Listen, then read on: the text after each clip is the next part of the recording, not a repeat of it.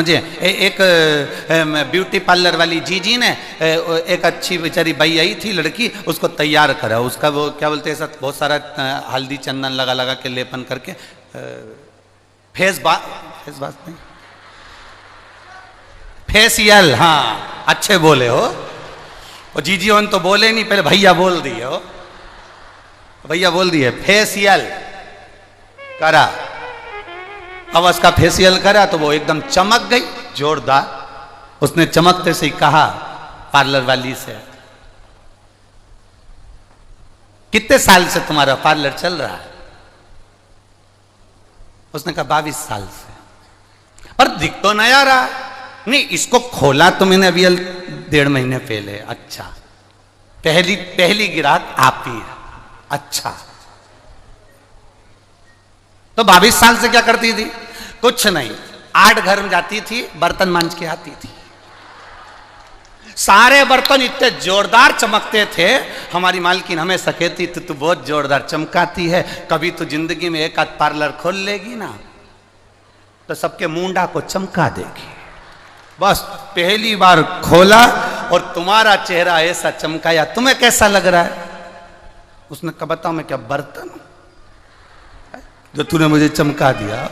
तो ये जो समझना है हमारी बुद्धि से, हमारे विवेक से, ये जरूरी नहीं कि आप भगवान को ऊपर से रिझाओ। ये जरूरी नहीं कि हम भगवान को ऊपर से अपने चेहरा दिखाकर भगवान को रिझाया जाए। शिव महापुराण की कथा कहती है, जिस दिन दिल से आनंद के साथ आप देव अधिदेव महादेव को रिझाने का प्रयास करोगे, बाबा आपका ऊपर का पहनावा नहीं देखेगा, ऊपर का चेहरा नहीं देखेगा, और बाबा आपका हो जाएगा और आप बाबा के हो जाओगे। बाबा आपके हो गए, आप बाबा के हो गए। मत दिखावा नहीं है मेरे शिव के पास में, उनके पास में दिखावे का काम है ही नहीं।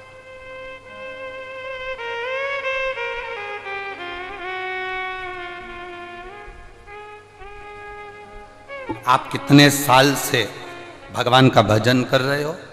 आप कितने साल से मंत्र का स्मरण कर रहे हो? आप कितने साल से भगवत नाम कीर्तन कर रहे हो? उससे मूलता नहीं है। मूलता ये है कि आप भगवान को रिझाए कितनी देर, आप भगवान को मनाए कितनी देर, कितना पल लगा आपको भगवान को मनाने में। हमारे यहाँ पहले के विवाह और आज के विवाह में अंतर होता है। पहले के विवाह जो होते थे, लड़की चाय की ट्रे लेकर आती थी, रखती थी, एक क्षण के लिए निकाह मिलती थी और विवाह पक्का हो जाता था। विवाह पक्का हो गया, 7 जन्म तक निपटा था। आज के ज़माने में लड़का लड़की को दिखा दो, मिला दो, होटल में रोज मिले, संबंध पक्का हुआ, फ़ोन पर 8-8 घंटे बात हुई, उसके बाद भी संबंध होने के बाद भी, विवाह होने के बाद भी मालूम पड़ा कि 4 महीने, 3 साल, 2 साल में तलाक हो गया। इसको विवाह नहीं कहते महाराज। भगवान की भक्ति भी ऐसी होती है। तुम घंटों तक मंदिर के अंदर बैठे रहो और तुम सोचो कि भगवान मुझे मिल जाएगा, भगवान मिलने वाला नहीं। तुम गंगा के घाट पर घंटों तक बैठे रहो, तुम्हें लग जाए कि भगवान हमें मिल जाएगा, भगवान मिलने वाला नहीं। तुम नर्मदा जी के घाट पर घंटों तक बैठे रहो और तुम सोचो कि भगवान हमें मिल जाए, भगवान हमें नहीं मिलता। तुम सोचो कि मैं जंगल में जाकर बैठ जाऊं, घंटों तक वहीं पर बैठकर तप साधना करूं, भगवान मिल जाए, भगवान इससे नहीं मिलता। भगवान को पाने के लिए माला से ज्यादा मन की जरूरत पड़ती है। जितना हम मन से भगवान को रिझाने का प्रयास करते हैं, देव अधिदेव महादेव उतना हमारे करीब आता चले जाता है। राम कृष्ण को पाने के लिए आप माला से ज्यादा मन को भजने का प्रयास करें, मन से परमात्मा को रिझाने का प्रयास करें। जितना जितना आप परमात्मा को रिझाने का प्रयास करेंगे, उतना उतना परमात्मा आपके नजदीक आता चला जाएगा। आप जितना परमात्मा को नजदीक लाना चाहें, उतना मन से भगवत भजन की ओर जाएं, उतना मन से भगवत स्मरण की ओर जाएं, वो हमारे करीब आता चले जाए, वो हमारे नजदीक आता चला जाए। कितना सुंदर भगवान को, तुम्हारे कितने घंटे तक तुम माला लेकर बैठे हो, कितना तुमने सिर पर चंदन लगाया है, कितना तुमने आनंद से कंठा पहना है, कितना आपने मालाएं धारण करी है, कितना आप कहीं देवालय शिवालय बनाए बैठे हैं, कहीं कितना आप गंगा यमुना के घाट पर बने बैठे हैं, कितना आप तीर्थ में जाकर बैठे हैं। भगवान को इससे कोई मतलब नहीं। भगवान कहता है आप जहां बैठे हैं, अपने घर में, परिवार में, नातों में, रिश्तों में, कुटुंब में, कबीले में, जहां बैठे हो उस बैठे हुए स्थान पर अब भगवान कहते हैं कि तू मुझे दिल से याद कर, मैं तेरे पास में आकर बैठ जाऊंगा, तुझे मैं देखता रहूंगा और तू मुझे देखता रहना, बस और कुछ नहीं। हमारे यहाँ तो शिव महापुराण वर्णन करती है केवल 2 बार मुख से शिव शिव कहने वाले का भी उद्धार हो जाता है। शिव पुराण कहती है 1 बार मुख से शिव कहने वाले का भी कल्याण हो जाता है। यहाँ तक हमारे यहाँ एक सुंदर स्थान का नाम आता है महाबलेश्वर। क्या नाम है? जम के बोलो जरा सा। महाबलेश्वर। लोग उसको हिल स्टेशन भी मानते हैं, लोग जाते हैं वहां पर। आप में से कोई गया है? गए हो? हाँ जी, धर लो धर लो धर लो, ठीक है। लोग इसे हिल स्टेशन भी मानते हैं। वहां शंकर जी का एक मंदिर है, उसका नाम था महाबल। अब उसका नाम महाबलेश्वर हो गया। कभी स्मरण किया आपने कि महाबलेश्वर, महाबल, ये मंदिर जहां भगवान शिव विराजमान है, ये शंकर भगवान का एक अविरल शिवलिंग, सारे लिंगों से आनंद देने वाला राजलिंग माना जाता है। उसको हमारे यहां महाबलेश्वर कहा जाता है, महाबल कहा जाता है। आखिर उस शिवलिंग में ऐसा है क्या? उस शिवलिंग के आनंद में ऐसा सुख क्या है?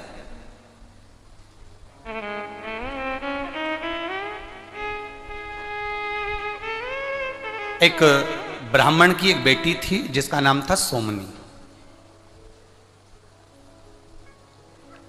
बड़ी सुंदर थी, उसके चेहरे पर एक आकर्षण था, केश लंबे, मुखाग्रविंद सुंदर, स्वरूप सुंदर। ब्राह्मण ने सोचा कि मेरी बेटी बड़ी हो गई है, अब इसका विवाह कर देना चाहिए। अब ब्राह्मण ने विचार कर कर उस सोमनी का विवाह एक ब्राह्मण बालक से कर दिया। बालक भी बड़ा सुंदर था, बड़ा आकर्षण था उस बालक के चेहरे।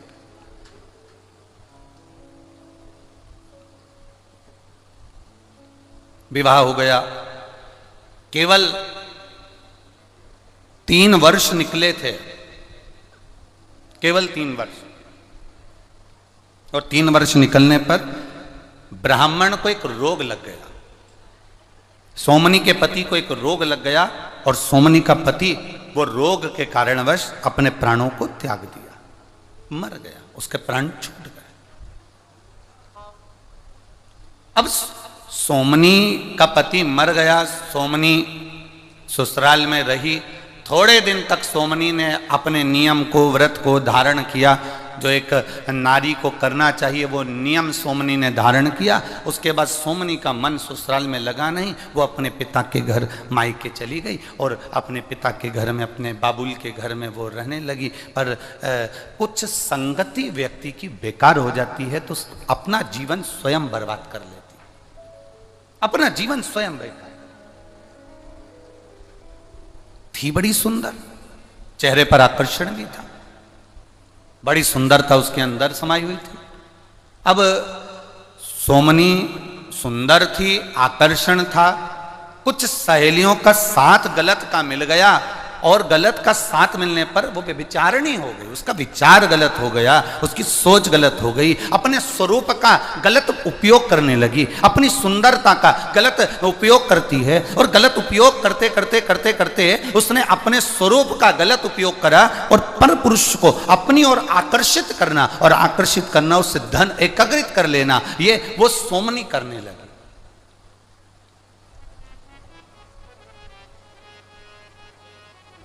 वो सोमनी कर रही। एक विचार अपने अंदर उतार कर रखिएगा मेरी जीजियों, एक विचार अपने अंदर उतार कर रखना मेरी बहनों। अपने अंदर एक विचार को लेकर बैठना कि हमारी सुंदरता, हमारा स्वरूप, हमारी देह, हमारा शरीर, हमारी सुंदरता, शिव पुराण कहती है ये किसी को लूटने के लिए या किसी को बर्बाद करने के लिए नहीं, हमारी सुंदरता भगवान के भजन के लिए प्राप्त होती है, भगवती स्मरण के लिए प्राप्त होती है।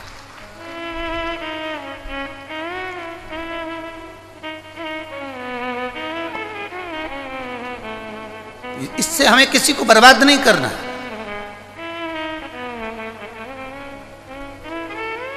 इस सुंदरता से हमें किसी को नष्ट नहीं करना।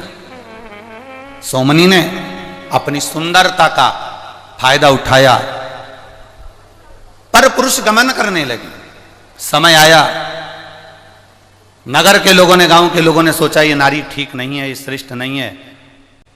एक तो पति मर गया, पति के मरने के बाद ये पर पुरुष गमन कर रही है, व्यभिचारिणी हो गई, गलत गलत जगह पर जाने लगी, गलत विचार करने लगी, पर पुरुषों को अपनी ओर आसक्त कर कर उनको बर्बादी की ओर छोड़ने लगी। गांव के लोगों ने विचार कर अब करें तो करें क्या।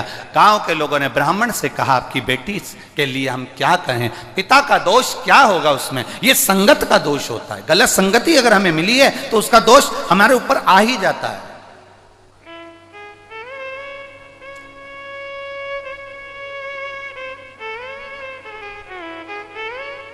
आप लोग इतनी इतनी दूर से आए हो, बैठे हो, कोई 2 दिन पहले, कोई 1 दिन पहले आया होगा, पंडालों में आकर विचार, उसने अपनी बिछात करी, बैठा, विश्राम किया। 5 दिन आप बाबा की शरणागति में हैं, 5 दिन आप बाबा के चरणों में हैं, 5 दिन आप गलत विचारों से दूर हैं, 5 दिन आपको आपके घर का स्मरण नहीं है। घर वालों फोन भी लगाएंगे आपको तो इतना भीड़ होने के कारण आपका फोन नेटवर्क नहीं पकड़ेगा और फोन आपका लग नहीं पाएगा। इतना भीड़ होने के कारण ना तो फोन का नेटवर्क मिलेगा, ना आपकी घर पर बात होगी, ना कोई रिश्तेदार से बात होगी। अब आप अकेले हो और बाबा और आप श्री शिवाय नमस्तुभ्यम मुख से जपते रहो। भगवान जो प्रसाद आपको दे दे वो प्रेम से पाते रहो और भगवान की कथा का स्मरण करते रहो। 5 दिन आप अपने भीतर भगवत भजन को अंदर से उत्साहित कर रहे हैं, भगवत भजन को आनंदित कर रहे हैं। 5 दिन आप भगवान की अविरल भक्ति में डूबने का प्रयास कर रहे हैं।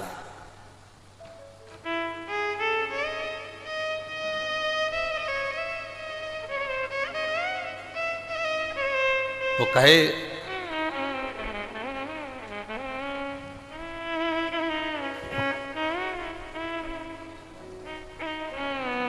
वो आप लोग कहते हैं ना,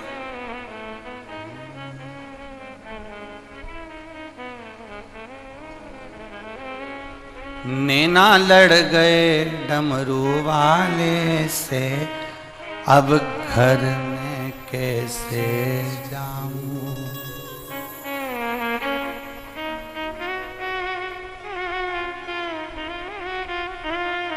अब घर में कैसे जाऊं, अब मैं घर कैसे जाऊं।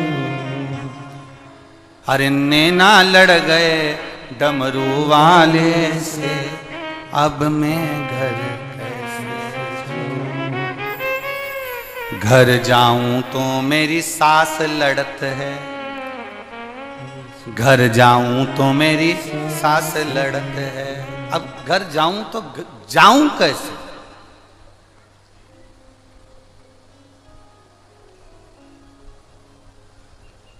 अरे घर जाऊं तो मेरी सास लड़त है, सत्संग में डमरू वाले के, अब घर जाऊं तो कैसे। सत्संग में डमरू वाले के, अब घर जाऊं तो कैसे। नैना लड़ गए डमरू वाले से, कैसे घर जाऊं, कैसे पहुंचूं मैं।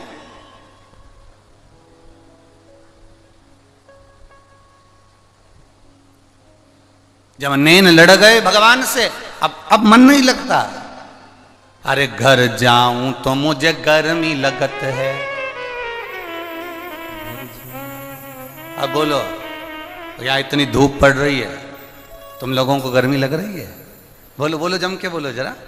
अरे घर जाऊं तो मुझे गर्मी लगत है, या पंखा चल रहा भोले का, मैं जाऊं अब करूं क्या जाकर मैं, जब यहां स्वयं मेरा शिव थोड़ी थोड़ी देर में, शंकर की उदारता क्या है, शिव कथा का आनंद क्या है, आप बैठे हो थोड़ी देर, आपका मन जब तक कथा में लगा है आपको गर्मी का महसूस नहीं होगी, गर्मी का एक अंश भी आपको नहीं लगेगा। पर जैसे ही आपका मन उच्चिष्ट हुआ, जैसे ही मन आपका दूर हुआ, जैसे ही मन आपका कथा से दूर हुआ, वैसे ही आपको गर्मी लगना चालू हुई और आपने तुरंत पंखा झेलना प्रारंभ करा। अर्थात भगवान शिव की कथा, भगवान शंकर की एक उदारता, शिव तत्व अपने आप हमारी अग्रण्य होता है। हमें लगता है कि हमारा शिव हमारे साथ में है, हमें लगता है हमारा शंकर हमारे साथ में है, हमें लगता है हमारा शिव तत्व हमारे साथ में है।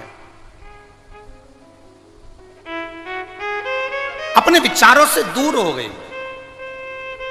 ब्राह्मण से कहा, सोमनी के पिता से कहा, सुनो तुम उस सोमनी के पिता हो, तुम सोमनी के बाबू लो, पिता हो, हमारा निवेदन आप स्वीकार करेंगे? हम आपकी बेटी को अब यहां नहीं रख सकते अपने गांव में, हम आपकी बेटी को जंगल में छोड़ना चाहते हैं।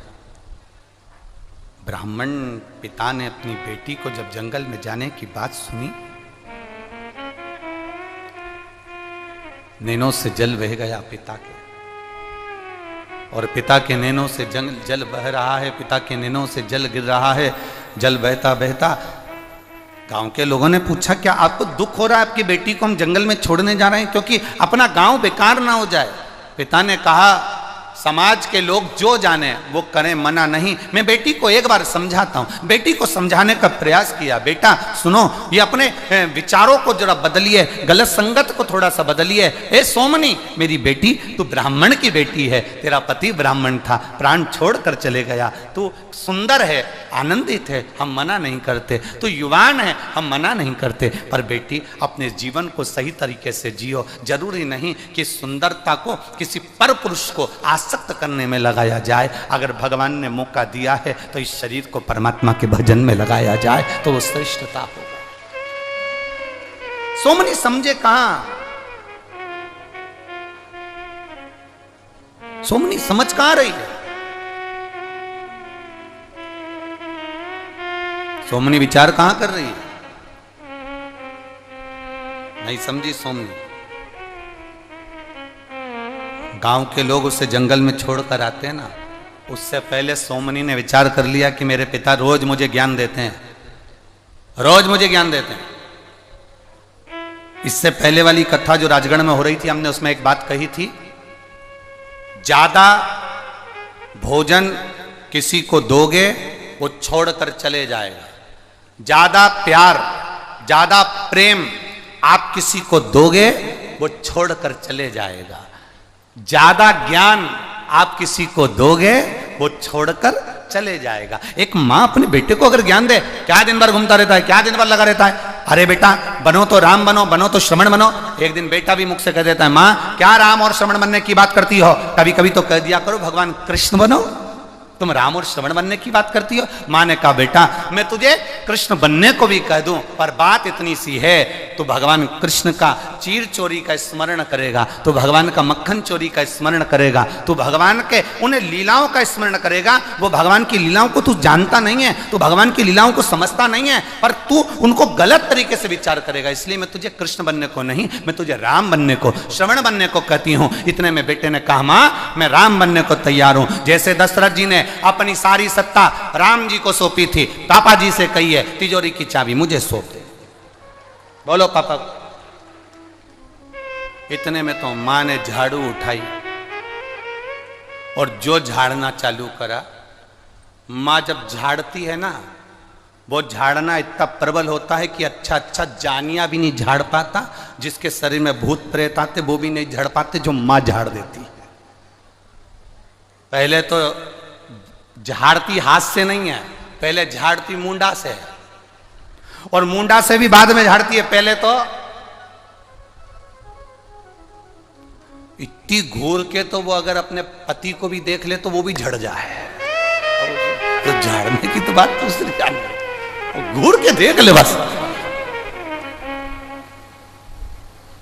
तुम देखना कहीं शादी में पति बड़े खुश होकर बात कर रहा हो, अपने पुराने दोस्तों से या अपने पुराने दोस्त लोगों से बहुत हंस के बात कर रहा। इतने में पत्नी बस वहां पर बफेट खा रही है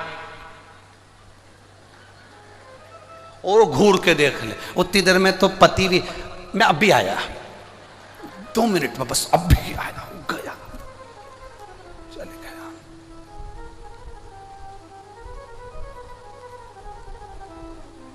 कोई पूछ रहा था, गुरुजी लेडीज तो मालूम पड़ जाती है, स्त्री मालूम पड़ जाती है कि मांग भरी है तो शादी हो गई, मंगलसूत्र पहनी है शादी हो गई, पांव में बिछोड़ी पहनी है शादी हो गई।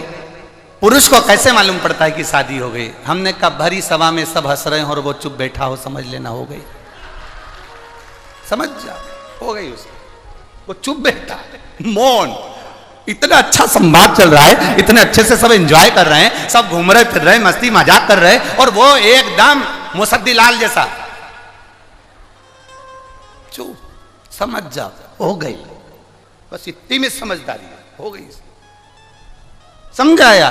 अधिक अगर भोजन ज्यादा दोगे ना तो वो छोड़कर चले जाएगा। आप प्यार ज्यादा दोगे ना, प्रेम आप दीजिए, किसी को बहुत ज्यादा प्रेम दीजिए, बहुत स्नेह दीजिए, मेरा बेटा, मेरा बाबू, मेरा स्नेह, बहुत प्रेम दीजिए। जिसको आप ज्यादा प्रेम दोगे वही छोड़कर चले जाएगा। आधे में भोजन आधा छोड़कर चले जाते हैं ज्यादा देने पर। प्रेम ज्यादा मिले तो आधा छोड़कर चले जाते हैं प्रेम में। और ज्ञान माँ ज्यादा दे, बेटे से कहे ऐसा कर ले, वैसा कर ले, वैसा कर ले, बाबू ऐसा कर लो, भाई से कहो, किसी को ज्यादा देने का प्रयास करो, वो नहीं लेगा, नहीं लेगा। अभी अभी हम ही यहाँ पर बालोद से कहते थे कि बालोद में पूरे सावन का 1 महीना कथा होगी। अगर हम कह दें तो ये तुम जितना बैठा हो ना, उसमें से आधे से आधे सब खसक लेते कि महाराज इतना लंबा ज्ञान नहीं चाहिए हमें, तो वो 5 दिन का 7 दिन का दे दो दादा, बहुत होता है। तो ज्यादा अगर देवे तो कौन लेवे, आधा अधूरा में चले जावे। तो यहां तो शिव पुराण कर रही है, भोजन ज्यादा दोगे आधा छूट जाएगा, प्यार ज्यादा दोगे आधा छूट जाएगा, ज्ञान ज्यादा दोगे आधा छूट जाएगा। और ब्राह्मण ने अपनी बेटी सोमनी को समझाया, सोमनी सुन बेटा ऐसा है, बेटी को समझाया तो बेटी के दिमाग में कहाँ आया, और बेटी अपने पिता का घर छोड़कर भाग गई, एक जंगल में चली गई। जंगल में उसको लगा कि अब ये गलत आ गई, मैं अच्छा पिता के घर रह रही थी, अपने बाबुल के घर रह रही थी, पर जंगल में मैं आ गई। और जंगल में पहुंचने के बाद सोमनी का मन नहीं लग रहा, अब करूं तो करूं क्या, विचार करा क्या करा जाए। मां घूम रही थी, अब मेरी सुंदरता किस काम की इस जंगल में, मेरी इतनी सुंदर युवान अवस्था किस काम की इस जंगल में, अपने विचारों को मनन चिंतन कर रही थी। तभी एक जंगल में रहने वाला एक व्यक्ति जो मांस का आहार करे, मदिरा का आहार करे, और जो गलत विचारों में पड़ा रहे, ऐसे गलत व्यक्ति ने उस सोमनी को देख लिया। सोमनी को देखा और देखकर उसने देखा कि बड़ी सुंदर है, तो बड़ी आकर्षणता इसके अंदर, बड़ी सुंदर है ये। सोमनी को बुलाया उसने। सोमनी जाने को तैयार नहीं, क्योंकि दिखने का अच्छा नहीं था, बुरा लग रहा था, बड़ा भयंकर था, डरावना था। सोमनी उससे भागी, वो पकड़ कर लेकर आया, अपने भवन में रखा। सोमनी भूख से बिलक रही थी, उसने भोजन दे दिया, उसने किया। थोड़े थोड़े समय के बाद उन दोनों का स्नेह बढ़ा, दोनों ने प्रेमवश आनंद में विवाह कर लिया। अब सोमनी भी उसके जैसी हो गई, जैसे वो मांस का आहार करता है, सोमनी ब्राह्मण की बेटी होकर भी मांस का आहार कर रही है। जैसे वो मदिरा का पान करता है, सोमनी मदिरा का पान कर रही है। वो जैसे जैसे वो गलत विचारों में पड़ा हुआ था, सोमनी वैसे वैसे विचारों में पड़ती चली गई। समय बीतता 1.5 वर्ष हो गए, 2 वर्ष हो गए। एक दिन पत्नी सोमनी भी मदिरा का नशा कर कर धुत थी, और पति भी मदिरा के नशे में कहीं चले गया था। ये ढूंढने के लिए गई, पर पति मिला नहीं, मिला नहीं। क्या करा जाए, क्या करूं, पति नहीं मिल रहा, नशे में धुत। वापिस आ गई, रात्रि का समय था, प्रकाश नहीं था, जंगल ही जंगल था। इसके 2 दो जगह पर इसने स्थान बनाकर रखा था। एक स्थान पर गाय को बांध कर रखती थी दूध के लिए, और दूसरा स्थान था जहां बकरी और भेड़ को बांध कर रखती थी आहार के लिए। ध्यान नहीं रहा, रात को लगी भूख, और ये इसको जाना था बकरी और भेड़ बंद थी उस स्थान पर पहुंच गई। ये गाय के स्थान पर गौशाला में, इसको ध्यान नहीं, हाथ में खड़क थी, भूख लग रही थी, तलवार लेकर पहुंच गई, और तलवार लेकर इसको लगा कि यही बकरा है। जानकर, एक बकरा जानकर उसने गाय के बछड़े को तलवार से काट दिया। काटा, खींचती खींचती अपने कमरे में, अपने कक्ष में लेकर आ गई। कक्ष में लेकर जो आई, और आने के बाद में उसने जो थोड़ा सा प्रकाश में देखा कि मुझसे गलती हो गई, बकरे की जगह ये गाय का बछड़ा मर गया, और उसके मुख से निकल गया शिव शिव। उसके मुख से निकल गया 2 बार। क्या निकला है? जम के बोलो जरा, शिव शिव। मुख से निकल गया शिव शिव, 2 बार निकला मुख से।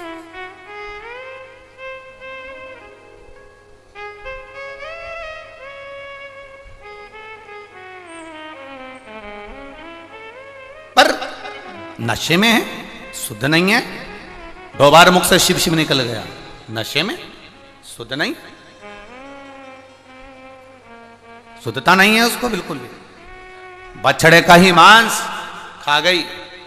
समय बीता, 15 दिन निकले, और 15 दिन निकलने के बाद ये ढूंढने के लिए अपने पति को गई, और मालूम पड़ा शरीर में एक रोग हो गया। वो रोग के कारण बस तड़प तड़प कर अपने प्राणों को त्याग दी, और प्राणों को त्यागी तो मरने के बाद एक चंडाल के घर में जन्म ले ली। चंडाल के घर में जन्म ली। जन्म लेने के बाद ये जैसे ही जन्म ली, इसकी आंख की रोशनी चली गई, अंधी हो गई है। शरीर में एक रोग हो गया जिसके कारण ये कोड़ी हो गई। कोड़ी तो हुई, अंधी तो हुई, साथ में जिस माता पिता ने जन्म दिया था वो माँ बाप भी मर गए। अकेली घर में पड़ी हुई है, अकेली।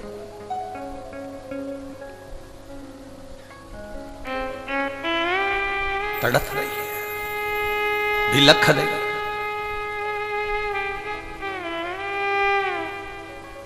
अब जरा विचार करिए, गाय का बछड़ा गाड़ी की टक्कर से भी अगर मर जाता है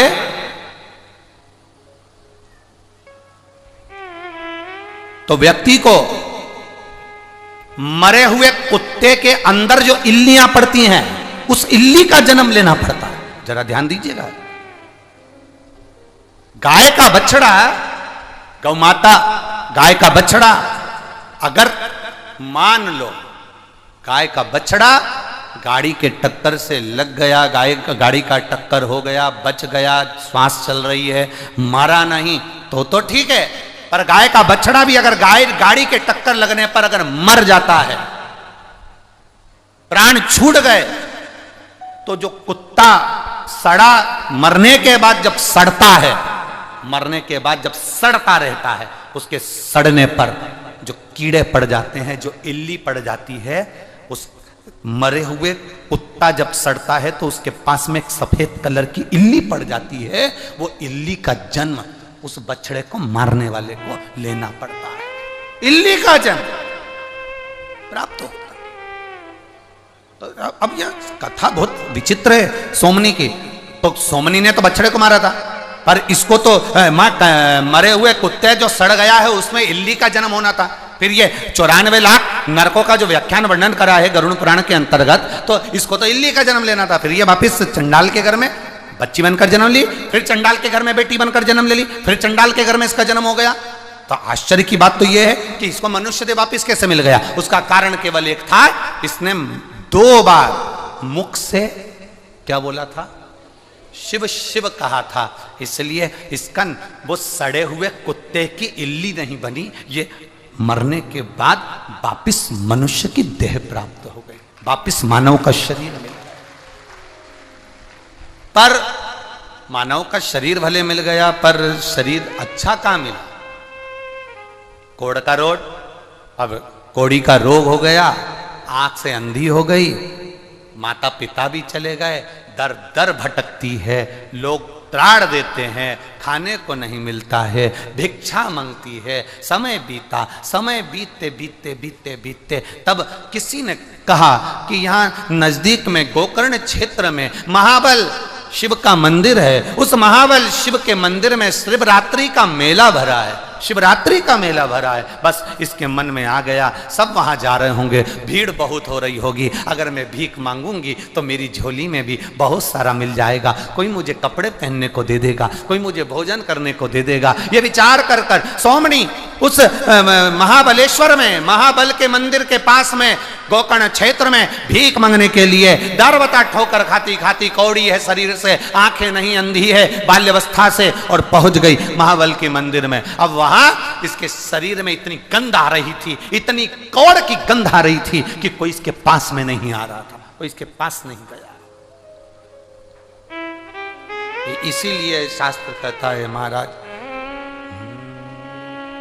मत बुरे कर्म कर।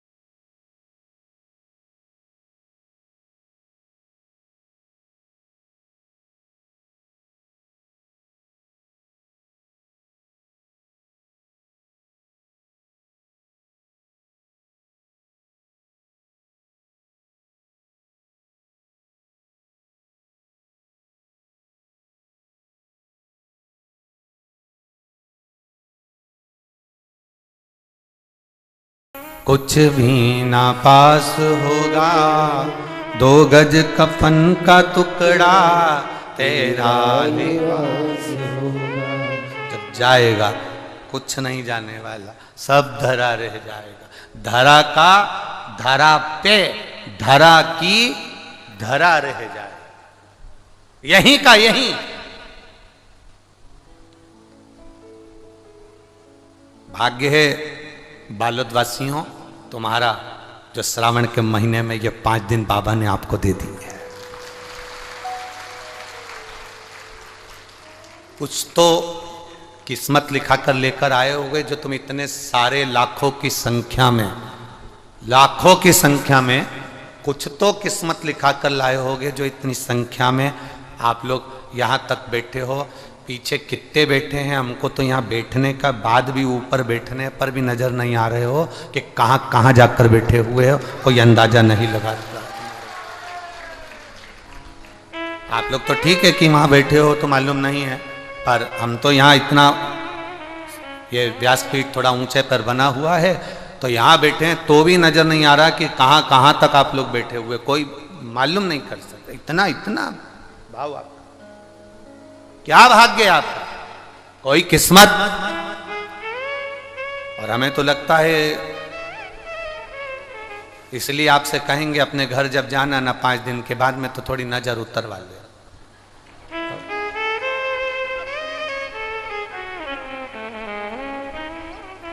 थोड़ा थोड़ा नजर जरूर उतरवा लेना कि कुछ बाबा की कृपा तुम पर हुई होगी, जो बाबा ने आपका हाथ पकड़कर यहाँ तक खींच कर बुला लिया और कथा सुनवा दी। ये शिव कृपा है, वो तो उसकी उदाहरण, उसकी करुणा बड़ी विचित्र, बड़ी कृपा है।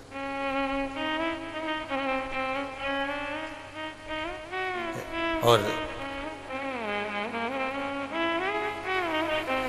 लगन लगी त्रिपुरारी से, मैं उनकी हो गई। अरे मेरे मन में नहीं है धीर, सखी मैं काशी जाऊंगी। काशी जाऊंगी सखीरी, काशी जाऊंगी, मेरे मन में नहीं है धीर सखीरी, काशी जाऊंगी। ये मन, ये चित्त, ये उदारता, ये श्रेष्ठता आपके भीतर एक ललकता के रूप में आ जाए।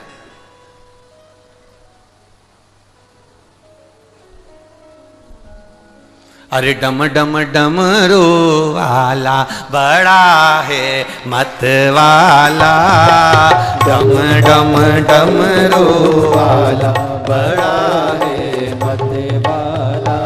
अरे डम डम डमरू वाला बड़ा है मत वाला, डम डम डमरू वाला बड़ा है मत वाला, डम डम डमरू वाला बड़ा है मत वाला, डम डम डमरू वाला बड़ा है मत वाला। ओ मत वाला, मत वाला, मत वाला, मत वाला, ओ मत वाला, मत वाला, मत वाला, मत वाला। अरे डम डम डमरू वाला बड़ा है मत वाला, डम डम डमरू वाला बड़ा है मत वाला।